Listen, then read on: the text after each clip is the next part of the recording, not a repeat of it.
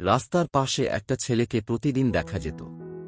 মলিন জামা, ভাঙা জুতো, কিন্তু চোখে ছিল আগুন। ওর নাম ছিল রিজু। বয়স তখন ১৯, কিন্তু জীবনের অভিজ্ঞতা যেন ৪০ বছরেরও বেশি। বাবা চলে গেছেন বহু আগেই। মা কাজ করতেন লোকের বাড়িতে। রিজু ক্লাস ৮ পর্যন্ত পড়েছিল, তারপর সংসারের টানে স্কুল ছেড়ে দিতে হয়। বন্ধুরা বলতো, তুই তো শেষ, তোর কিছু হবে না। কিন্তু রিজুর মনে একটা কথা সব সময় বাজত, যে জুতো ভাঙে সে পথও বানাতে পারে।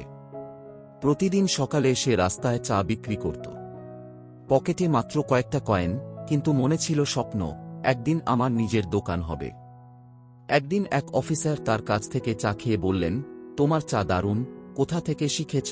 রিজু হেসে বলল, শিখিনি, শুধু মন দিয়ে বানাই। সেই মানুষটি রিজুর গল্প শুনে তাকে একটি সুযোগ দিলেন, একটি অফিস ক্যান্টিনে চা সরবরাহের কাজ।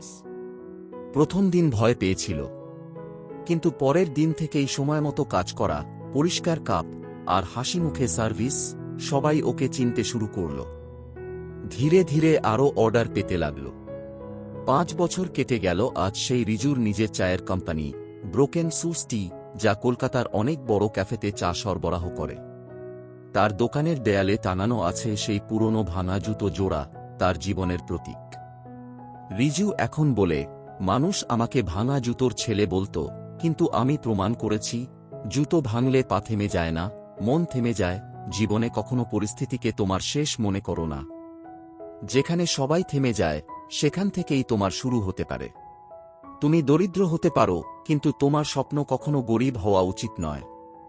মনে রাখবে, ভাঙা জুতোয়ও পথ হাঁটা যায়, যদি ভেতরের আগুনটা এখনো নিভে না যায়। এরকম আরও গল্প শোনার জন্য চ্যানেলটি সাবস্ক্রাইব করুন।